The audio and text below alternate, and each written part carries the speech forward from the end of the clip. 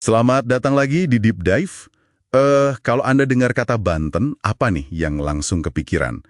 Mungkin ya stereotip yang lama itu ya, fanatik, suka berontok, kayak peristiwa Cilegon 1888 gitu.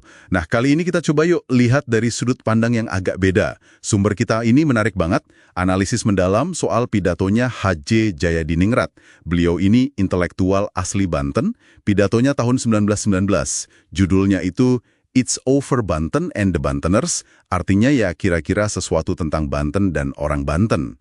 Yang bikin spesial, ini suara dari dalam gitu. Betul sekali. Jadi misi kita kali ini bisa dibilang membongkar ya gimana sih satu suara dari dalam yaitu Jayadiningrat ini mencoba melawan narasi kolonial yang ya waktu itu kan dominan banget.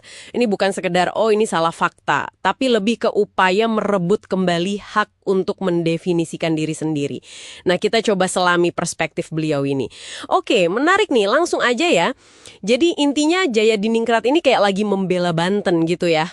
Melawan cap-cap negatif tadi, fanatik, pemberontak, kasar, terus apa lagi, males ya, sama Banten bantahan itu keras kepala maksudnya.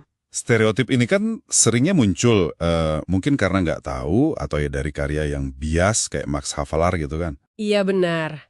Dan cara beliau membantahnya itu menurut saya cerdas ya. Kita ambil contoh deh, peristiwa Cilegon 1888 itu. Orang luar kan gampang banget ngasih label, wah ini fanatisme agama. Tapi Jayadiningrat sebagai orang Banten asli, dia lihat akarnya tuh lebih dalam. Ada penderitaan sosial ekonomi yang wah parah banget waktu itu. Ada wabah ternak tahun 1880-an, terus kelaparan, belum lagi efek letusan Krakatau 1883 kan. Jadi buat dia, religiositas itu ya kebutuhan spiritual, bukan sumber masalahnya. Nah, perspektif orang dalam gini kan penting banget. Iya ya. Masuk akal banget penjelasannya. Jadi bukan sekedar hitam putih ya. Terus gimana soal tuduhan males?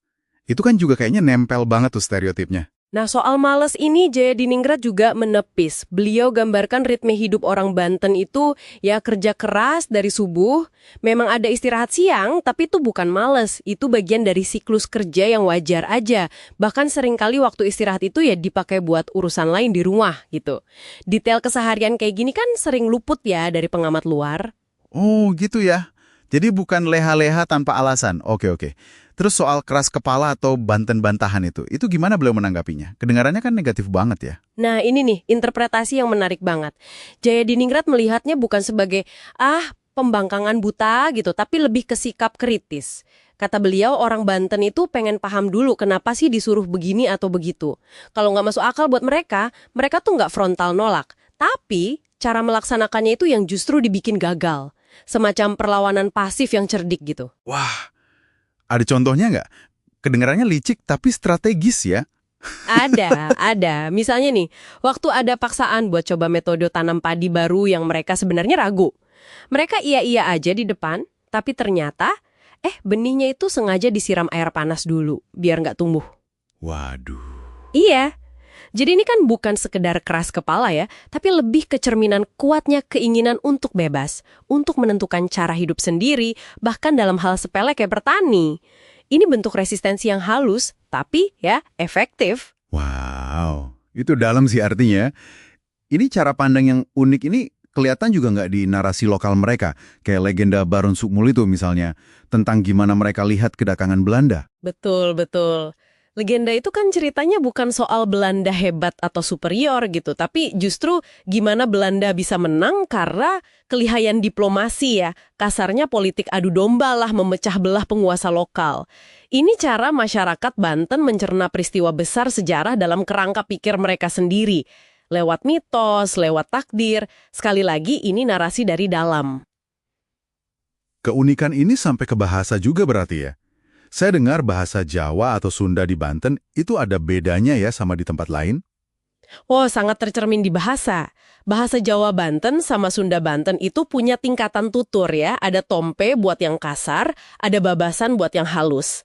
Tapi penggunaannya itu lebih fleksibel, lebih bebas gitu, nggak sekaku standar Jawa Tengah atau Priangan. Nah, yang lebih unik lagi suku Baduy. Menurut Jayadiningrat, mereka ini sengaja cuma pakai tompe, yang kasar itu. Kenapa? Karena mereka anggap bahasa halus itu nggak jujur, pura-pura.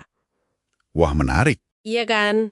Jadi bahasa itu kayak cermin karakternya yang bebas, sekaligus jadi benteng identitas lokal mereka dari upaya standartisasi zaman kolonial dulu. Jadi, kalau kita rangkum nih, potret Banten menurut Jayadiningrat ini adalah masyarakat yang cinta kebebasan, bahkan rela miskin asal merdeka, katanya. Terus pragmatis, religiusnya dalam tapi bukan fanatik, kritis tapi cenderung nggak suka konfrontasi langsung. Gitu ya? Tepat. Dan disitulah signifikansi Jayadiningrat. Posisinya sebagai insider, orang Banten asli, itu memberinya legitimasi kuat untuk membantah pandangan outsider kolonial yang seringkali bias dan gak lengkap. Karyanya ini bisa dibilang contoh awal dari apa yang sekarang kita sebut dekolonisasi pengetahuan. Jadi subjek yang tadinya diobjekkan, sekarang aktif mengambil alih pena, menulis ceritanya sendiri.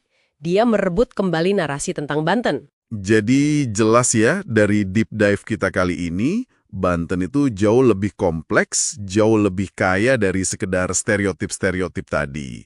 Ada cara pandang yang unik, bahasa yang khas, bahkan strategi perlawanan yang cerdas. Dan ini penting buat Anda semua, mengingatkan kita supaya selalu, sedikit kritis lah sama narasi dominan. Apalagi kalau menyangkut sejarah atau budaya kelompok lain. Penting banget cari suara-suara dari dalam, karena seringkali disitulah cerita tentang ketahanan, tentang kecerdikan, yang mungkin terlewatkan, tersimpan. Oke, sebagai penutup nih, ada satu pemikiran mungkin buat Anda renungkan sendiri di rumah. Jayadiningrat kan fokusnya membela aspek budaya dan karakter Banten ya. Nah, kalau kita pakai lensa insider yang sama kritisnya kayak beliau, tapi kita arahkan ke aspek katakanlah sosial ekonomi Banten, baik di masa lalu maupun mungkin sekarang, kira-kira cerita apa lagi ya yang bakal terungkap? Cerita apa yang selama ini mungkin nggak kelihatan oleh pengamat dari luar?